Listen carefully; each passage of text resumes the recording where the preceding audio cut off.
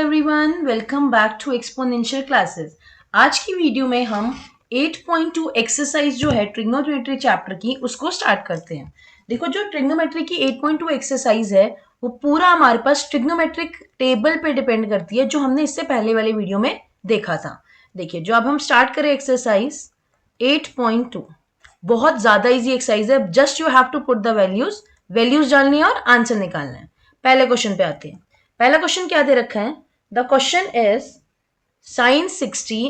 पहले आप इससे पहले ना एक बार वो टेबल को ध्यान से देख लेना, इससे जो पहले वाली वीडियो में मैंने करवाया था, और उसको एक बार लर्न कर लेना बाय हार्ट। आप उसको अच्छी तरह लर्न अगर कर लोगे तभी फायदा इन क्वेश्चन को करने का। Sine 60 cos 30 plus sine 30 and cos 60, ये वैल्यू दे रखी है। ठीक है, मतलब हमें वैल्यूज डालनी है बेसिकली इसके अंदर। जो मैंने आपको ट्रिग्नोमेट्री टेबल्स पढ़ाई थी उसमें से साइन 60 जो है, याद रखोगे हमेशा क्या होता है, दैट इज √3/2। क्लियर हो गया? अब कॉस 30 है, याद करो जो मैंने आपको साइन की टेबल बताई थी उसका उल्टा ही कॉस होता है, और जो साइन का 30 होता है वो कॉस का 60 होता है, और जो साइन का 60 होता है वो कॉस का 30 होता है। ये मैंने आपको बहुत अच्छी तरह बात बताई थी। अब हम आ जाते हैं किस चीज पे, इसकी वैल्यू पे। ये कितना आ जाएगा? जो कि कॉस 30 है वो क्या हो जाएगा? साइन 60 के बराबर होगा, तो जगह √3/2 प्लस साइन 30 कितना होता है, ये तो सबको याद होना चाहिए। साइन 30 कितना हो जाएगा मेरे पास? हाफ, और कॉस 60 भी कितना हो गया? हाफ हो गया। वैल्यू निकाल ली। √3 इंटू √3 करोगे, जब भी हमारे पास कभी हम रूट में सेम नंबर्स होते हैं उनको अगर हम मल्टीप्लाई करते तो कितना हो जाएगा? 3 अपॉन में ये 2 इंटू 2 कितना हो गया? 4 प्लस ये हो गया 1 अपॉन में 4। क्योंकि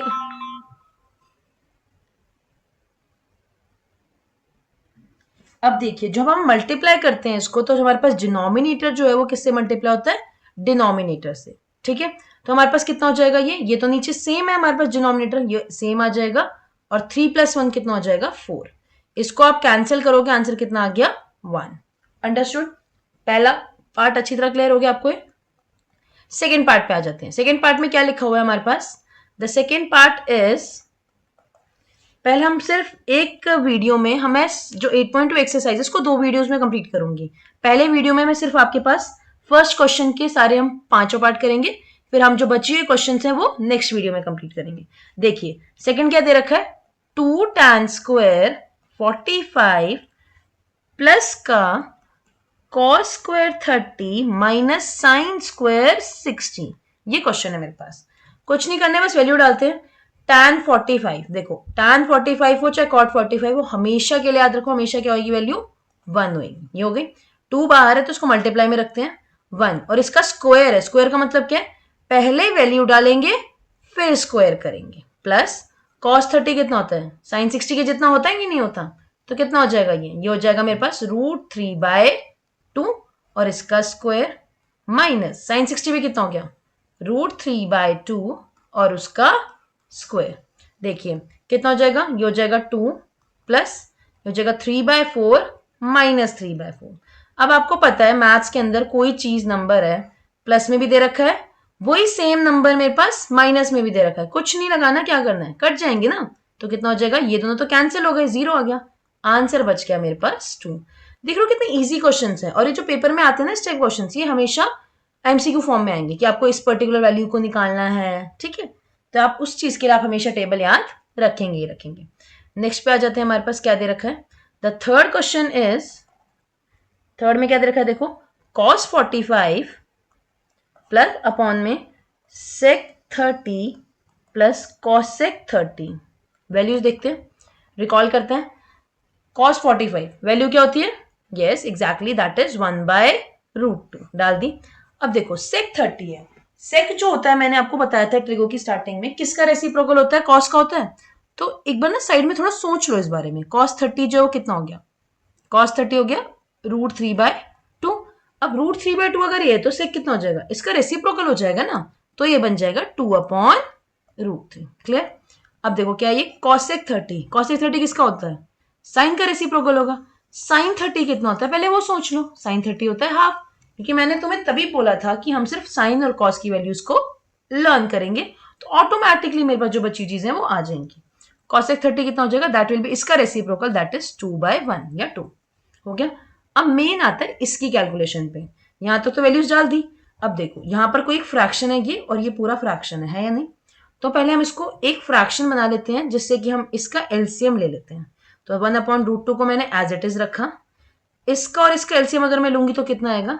कभी भी ऐसे दो नंबर्स जो किसी सेम टेबल में नहीं आते, √1 और √3, कोई आपस में ताल्लुक नहीं है इनका, तो इनका जो एलसीएम होगा वो होगा √3। ले लिया। अब देखो √3 की टेबल में √3 किसने पाएगा? डिवाइड करते हैं ना। जब ये मेरे पास एग्जैक्टली सेम नंबर है तो ये कितना हो जाएगा? ये हो जाएगा मेरे पास 1, और 1 को जब आप 2 से मल्टीप्लाई करोगे कितना हो जाएगा? दैट इज 2 ओनली, प्लस, और हम अगर इसका एलसीएम ले लिया मैंने, √3 आ गया। अब √3 में जो √3 है वो कितना पे आएगा? 1 पे।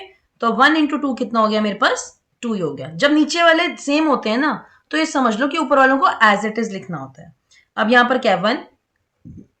1 से अगर मैं इसको डिवाइड करूंगी तो कितना हो जाएगा? 1/√3 को अगर मैं डिवाइड करूंगी तो कितना हो जाएगा? √3। अब √3 को आप मल्टीप्लाई करो इस 2 से, कितना हो गया? 2√3 हो गया। तो यहाँ पर आ जाएगा 2√3। क्लियर हो गया यहाँ तक? अब क्या करेंगे? इसको एज इट इज रखते हैं। अब एक बात समझो ध्यान से, ये मैंने तुम्हें पिछली वाली क्लास में भी बताई थी कि अगर मेरे पास कोई फ्रैक्शन है अपॉन में कोई दूसरा फ्रैक्शन है, कैसे सॉल्व करते हैं? रेसिप्रोकल करते हैं। तो देखो कितना हो जाएगा नेक्स्ट वाले पेज पे, 1/√2 मल्टीप्लाई, देखिए जरा ध्यान से क्या है, ये तो मैंने एज इट इज लिख दिया। अब यहां पर देखना क्या है, ये है क्या हमारे पास वैल्यू तो लिखी है ना, 2 प्लस 2√3 अपॉन में √3, ये दे रखा है।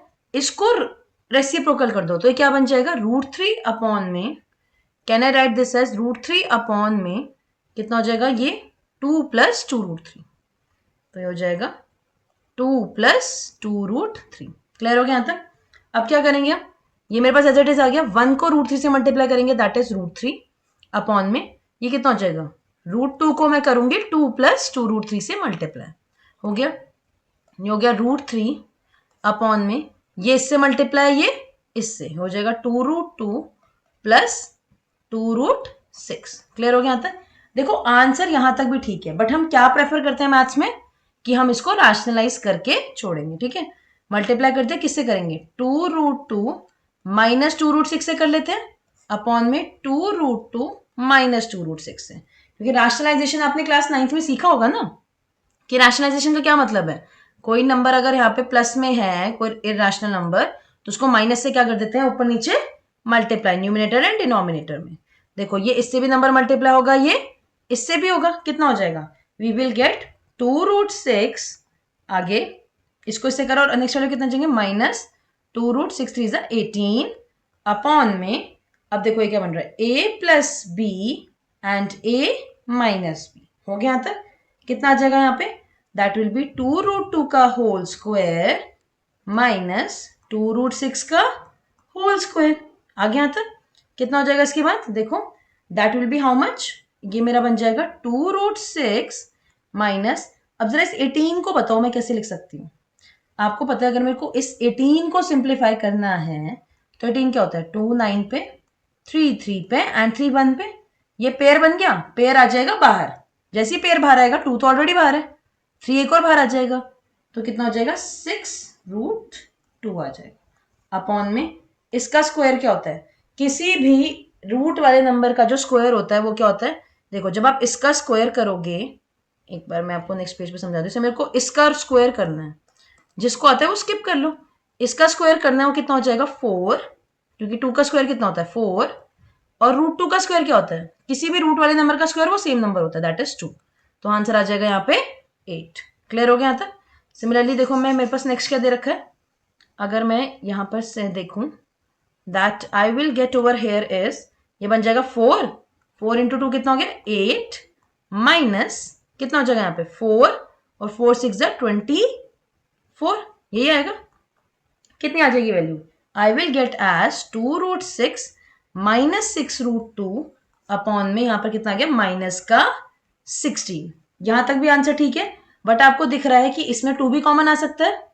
देखो जो आप समझ रहे हो ना, मेरा मेन आंसर यहां तक आ गया था, बट हम चीजों को जब मैथ्स में हम सॉल्व करते हैं तो हम क्या प्रेफर करते हैं, उसको हम हमेशा सिंपलेस्ट फॉर्म में चेंज करके रखेंगे। ठीक है, कितना हो जाएगा अगर मैं इसको सॉल्व करूंगी? दैट इज 2 कॉमन आ गया, यहां पर बच जाएगा मेरे पास √6 माइनस 3√2, एक बार कॉमन ले लेना पीछे से, दैट इज माइनस का 16।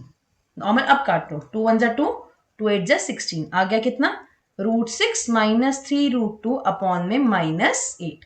यहां तक रखो या फिर इस माइनस को भी ऊपर ले जा सकते हो, दैट विल बी कितना हो जाएगा ये -√6 और ये माइनस माइनस प्लस का 3 √2 अपॉन में 8। ये मेरा फाइनल आंसर है इसका। बात समझे? इसको चाहे आगे लिखो या इसको पीछे लिखो, बात बराबर ही है। ऑलराइट, अब आ जाते हैं इसके फोर्थ पार्ट पे। क्या है इसका फोर्थ पार्ट? देखो इसका फोर्थ पार्ट गिवन है हमें। देखो जो इसका थर्ड पार्ट, फोर्थ पार्ट और फिफ्थ पार्ट, इसमें ही है जो थोड़ी सी कैलकुलेशन लगनी है, अदरवाइज तो हमारे पास बहुत ईजी है। और वैल्यूज जानने के बाद जो कैलकुलेशन है, वो जो रूट वाली चीज है ना एलसीएम लेना, दैट इज वेरी इंपॉर्टेंट। कितना है हमारे पास question? The question is sin 30 plus tan 45 minus cosec 60 upon में sec 30 plus cos 60 plus cot 45। ये मेरे पास दे रखा है। अब हम आते हैं इसके वैल्यूज पे। अच्छा, अब देखो हमारे पास क्या दे रखा है, दैट इज sin 30 कितना होता है? sin 30 होता है हमेशा हमारे पास हाफ, प्लस स्टार्टिंग में बताया था अभी tan 45 कितना होता है, चाहे tan 45 लो चाहे cot 45 लो, आंसर क्या होगा हमेशा 1 माइनस cosec 60 कितना होता है, दैट इज 2 अपॉन में √3। ठीक है, अब sec 30 कितना हो गया? sec 30 जो होता है ना, वो होता है, ध्यान से देखो, sec will be the reciprocal of cos, cos का उल्टा होता है, और cos 30 कितना होता है मेरे पास √3/2, तो ये कितना हो जाएगा मेरे पास 2 अपॉन √3 प्लस cos 60, बहुत इजी है, जो साइन का 30 होता है दैट इज हाफ। अब क्या हमारे पास, ये आ गया प्लस का 1। अब बच्चे पता है क्या करते हैं इस वाले क्वेश्चन में, मोस्ट प्रोबेबली कह रहे हैं कि ये इससे कट गया, ये इससे और ये इससे, सारा काट देते हैं। बट आप मैथ्स के अंदर एक बात ध्यान रखो, जो सिली मिस्टेक बच्चे कर रहे हैं, ये कैंसिल क्यों नहीं हो रहे? कैंसिल इसलिए नहीं हो रहे हैं बेटा, क्योंकि जो इसका हमारे पास ये है ना बीच में प्लस और माइनस है, और प्लस और माइनस में तो आज तक हमने कभी सीखा ही नहीं है कि वो कट रहे हो, कैंसिल हो रहे हो।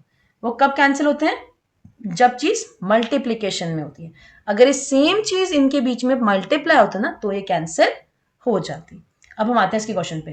पहले हम ऊपर वाले का एलसीएम लेंगे। देखो यहाँ पे 2 है, यहाँ पे 1 है, यहाँ पे √3 है, सारे अलग अलग है। एलसीएम कितना हो जाएगा? That will be 2√3।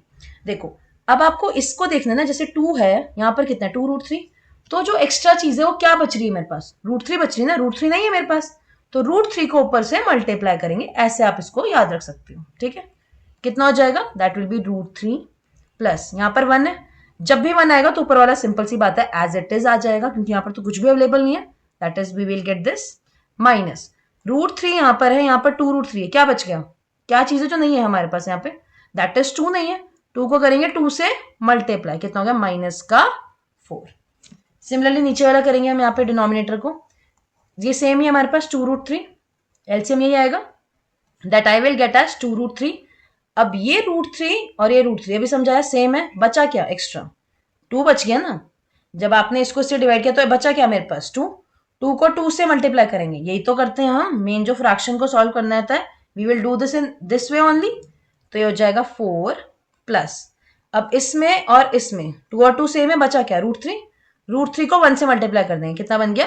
√3 प्लस ये एज इट इज है, जब एज इट इज आ जाएगा तो ये आ जाएगा 2√3। डन यहां तक? अब आ जाते हैं क्वेश्चन पे। क्वेश्चन में अब हमारे पास एक बात समझिए कि जो ये है ना √3 और 2√3, रूट वाले सेम रूट से सॉल्व हो सकते हैं। ये आप लॉजिक हमेशा याद रखेंगे, जो कि हमने किस कब पढ़ा हुआ है? क्लास 9th में पढ़ी हुई सारी चीजें। तो देखो इसके आगे कोफिशिएंट क्या है? 1, और उसके आगे क्या है? 2। तो जब ये सॉल्व होंगे तो ये क्या बन जाएगा? 3√3। तो ये बन गया 3√3। यहां तक हो गया। अब हम आ जाते हैं -4, that is we will get -4 upon में कितना हो गया ये? 2√3। ये तो एज इट इज आ जाएगा, दैट इज 2√3। एक बहुत बड़ा यहाँ पे डिवीजन है, यहाँ पर इक्वल्स टू लगा रही हूँ, ध्यान से देखना कितना है। अब ये 4 एज इट इज रहेगा, अब ये भी √3 और प्लस 2√3 सॉल्व हो जाएंगे, कितना हो जाएगा? 4 प्लस 3√3 अपॉन में एज इट इज सेम चीज है, दैट इज 2√3। कितना हो जाएगा? That is 2√3। आपको पता है इन वाले क्वेश्चंस को कैसे सॉल्व करेंगे? रेसिप्रोकल। अब जरा एक बात समझो, जब रेसिप्रोकल करोगे ना, जैसे 3√3 -4 अपॉन में 2√3 मल्टीप्लाई बाय ये नीचे है, ये ऊपर चला जाएगा, तो ये हमारे पास हो जाएगा 2√3 अपॉन में 4 प्लस 3√3।